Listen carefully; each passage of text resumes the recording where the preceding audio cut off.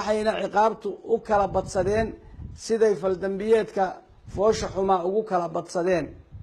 nin walba xukunka ku dhacay waa sidan: shirwac jaamac shiro geesood 200 oo jeedal 10 sano xarig ah iyo 4620 oo xuquuqda gabdhaha ah 3520 xamdi baale 1760 ridwaan. ayaanle maxamuud cali carshe 100 jeedal 8 sano xarig ah iyo 2560 oo ah xuquuqda ridwaan. yaxye cabdulaahi aadan afdhuub 100 jeedal 7 sano xarig ah iyo 1760 oo ah xuquuqda xamdi.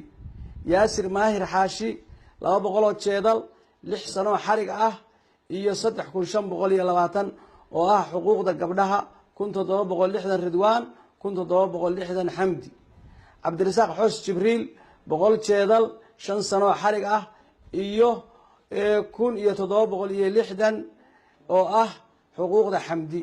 gabdhaha mid kasta xaqeedu markii la isugu geeyo waa sida tan: ridwaan xaqeedu waa $680, xamdi xaqeedu waa $8140.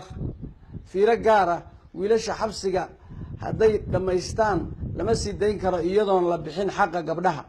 culimmada xukunka gaadhay: sheekh cabdul yaasiin isxaaq, sheekh cabdulaahi maxamed cali, sheekh xasan daahir cali cabdi, sheekh yuusuf xasan xuseen iyo aniga oo mahad cabdulaahi maxamed.